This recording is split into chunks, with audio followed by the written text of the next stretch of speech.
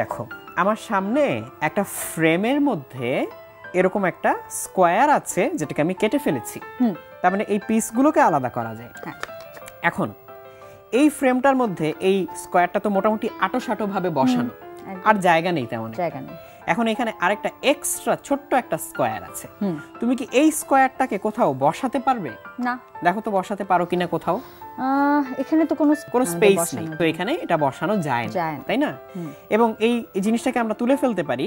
তুলে ফেলে যদি এখন বসাই, এখন জায়গা হচ্ছে ঠিকই, কিন্তু এইটাকে তো আর বসাতে পারবো না। এই পিসটা কোনোভাবেই কিন্তু আর বসতে চাচ্ছে না, বিকজ জায়গা নেই। এইভাবে বসালে হচ্ছে এদিকে জায়গা হয় না, এভাবে বসালে এদিকে জায়গা হয় না। এবার আমি একটা কাজ করব, আমি হচ্ছে এটাকে একটু আড়াল করে নিচ্ছি। এখন আমি একটা কাজ করব যেটা তোমাকে আমি দেখাবো না। ওকে, আচ্ছা, আমি এটাকে আড়াল করে নিচ্ছি, এখন তুমি দেখতে পাচ্ছ না। আমি এখন এই পিসগুলোকে রিঅ্যারেঞ্জ করলাম, এই পিসটাকেও আমি এখন রিঅ্যারেঞ্জ করব। ওকে, আমার রিঅ্যারেঞ্জ করা শেষ। আমি কিন্তু কাউকে এখনো দেখাইনি আমি কিভাবে রিঅ্যারেঞ্জ করেছি।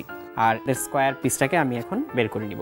এই যে এখন এই পিসটা মাঝখানে বসে যায়, এই দেখো। বাহ, তখন তো দেখে মনে হলো কিভাবে আঁটবে, এখন দেখো একদম পারফেক্টলি বসে যাচ্ছে। এবং এখনো কিন্তু স্কোয়ারটা আঁটো-সাঁটো ভাবে এখানে বসে যাচ্ছে। তাহলে তখন একদম পুরো ম্যাজিক ট্রিকের মতো মনে হচ্ছে। হ্যাঁ, আমি কি এখানে কোনোভাবে জায়গা বাড়িয়ে নিয়েছি? না, একদম সেম পিসগুলোই আছে, সেম ফ্রেম। ইয়েস। তাহলে এখন কোনোভাবে এটা জায়গা হচ্ছিল না, এখন হচ্ছে। জায়গাটা খুবই ট্যাকটিক্যালি ওলটপালট করেছি। তাহলে আমি এটাকে আবার একটু বের করে নিচ্ছি। এটাকে আমি আবার এখানে রেখে দিলাম। আবার প্রিভিয়াস, এখন আমি আবার আগের অ্যারেঞ্জমেন্টে ফিরে যাই। আগের অ্যারেঞ্জমেন্টে ফিরে যাই। আমি এরপরে দেখাবো জিনিসটাকে আমি কিভাবে করেছি। তাহলে দেখো, আগের অ্যারেঞ্জমেন্টে যখন ফিরে যাব, এখন আর কোনো জায়গা নেই, তাই না? আর কোনো জায়গা নেই, এটাকে বসানো যাচ্ছে না। আসলে কি করতে হয় এবার সবাইকে দেখাই। ওকে, এরকম ভাবে দেখলে এখানে কোনো জায়গা নেই এবং এখানে স্কোয়ারটাকে আমরা বসাতে পারি না। আমাদের যেটা করতে হবে, প্রত্যেকটা পিসকে তুলে দুইবার 90 ডিগ্রি ঘোরাতে হবে। একবার, দুইবার আমি এটাকে 90 ডিগ্রি ঘুরিয়ে দিলাম। এই পিসটাকেও একবার, দুইবার 90 ডিগ্রি ঘুরিয়ে দিলাম। এই দুটো পিসের কাজ শেষ। এবার এই পাশের পিসটার কাজ করি। একবার, দুইবার 90 ডিগ্রি ঘুরিয়ে দিলাম। এবং ফাইনাল যে পিসটা, এক, দুইবার 90 ডিগ্রি ঘুরিয়ে দিলাম। এখন দেখো মাঝখানে একটা জায়গা হয়ে গেল যেখানে এই পিসটা বসে যেতে পারে। আমরা কিন্তু পিসটা খেয়াল করলে দেখা যায় যে একদিকটা সরু, আরেক দিকটা হলো একটু ওয়াইড। প্রত্যেকটা পিস একদিকে সরু, একদিকে একটু চওড়া। সো যখন আমরা দেখা যাচ্ছে যে চিকনের দিকগুলো যখন ঠিকভাবে অ্যালাইন করছি, এনাফ স্পেস আমাদের খালি হচ্ছে এই এক্সাক্ট স্কোয়ারটা বসানোর জন্য। এবার তোমাকে বলে দেই এখানে আসলে রহস্যটা কোথায়।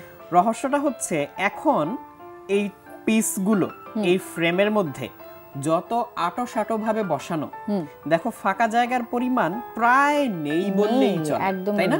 একদম আঁটো-সাঁটো ভাবে বসানো।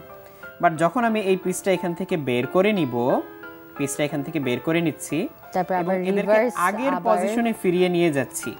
এক, তুমি এবার ট্রাই করতে পারো, এটাকে দুইবার 90 ডিগ্রি ঘোরাও। এক, দুই।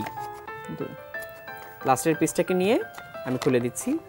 এক, দুইবার 90 ডিগ্রি ঘুরাই। এখন দেখো এখনো আঁটো-সাঁটো ভাবে বসানো, কিন্তু এই যে দেখো এক পাশে লম্বা চিকন একটা ফাঁকা জায়গা থাকে। এই যে এক পাশে যে লম্বা চিকন একটা ফাঁকা জায়গা, এই জায়গাটুকুর ক্ষেত্রফল কতটুকু জানো? কতটুকু? এক্স্যাক্টলি এই পিসটার সমান। আমরা এই পিসটাকে কেটে কেটে লম্বা করে এখানে বসিয়ে দিতে পারতাম। বাহ, তাহলে আসলে এটাকে ঘুরিয়ে দিলে এর ভিতরের জায়গাটা রিঅ্যারেঞ্জ হয়, বা নতুন করে পুনর্বিন্যস্ত হয়। তাহলে পুনর্বিন্যাসের মাধ্যমে আমরা এই এক পাশের ফাঁকা জায়গাটাকে মাঝে নিয়ে আসতে পারি, আবার ঘুরিয়ে দিলে জায়গাটা পাশে চলে আসে। এমনিতে দেখে জিনিসটা বোঝা যাবে না খুব একটা, মনে হবে যে কই এখানে তো জায়গা নাই এই জিনিসটা বসানোর জন্য। হ্যাঁ, একদম। বাট আসলে এই সাইড দিয়ে খুব অল্প একটু জায়গা আছে, যেটাকে এই প্রত্যেকটা পিস 90 ডিগ্রি দুইবার করে ঘোরালে এই জায়গাটা হয়ে যায় মাঝখানে। এবং আমরা একদম ছোট করে কেটে এটাকে ফিট করে ফেলতে পারবো। কিন্তু খুবই অদ্ভুত না যে এই স্কোয়ারটা দেখে কিন্তু এই জিনিসটা আমাদের মেন্টালি ম্যাচ করে না যে এতটুকুর ক্ষেত্রফল আর এতটুকুর ক্ষেত্রফল সেম। হ্যাঁ, কোনোভাবেই কিন্তু মনে হয় না যে এটা এখানে বসানো যাবে, এবং তুমি চাইলেও বসাতে পারবে না, বাট এগুলো ঘুরিয়ে দিলে ঠিকই বসানো। এটা পর এক্সপেরিমেন্টগুলোকে কি বলা হয়? এটা তো আসলে হচ্ছে স্পেশাল অ্যাওয়ারনেসের উপরে ডিপেন্ড করে যে তুমি দেখে এরিয়া, ভলিউম কিংবা লেংথ, তার মানে দৈর্ঘ্য, ক্ষেত্রফল, আয়তন, এই জিনিসগুলো বুঝতে পারো কিনা, যে কোথায় কতটুকু জায়গা কিভাবে ফিট করা যেতে পারে, কিংবা মাথার ভিতরে সাজাতে পারো কিনা যে ঘোরালে কেমন দেখা যাবে। বাচ্চাদের মাঝে মাঝে সিন্ডার ব্লকস দিয়ে খেলতে দেওয়া হয়। আই থিংক এটা সেম প্রিন্সিপালি অলমোস্ট কাজ করতে থাকে। তো খুবই মজা লাগলো কিন্তু এক্সপেরিমেন্টটা দেখে ভাইয়া।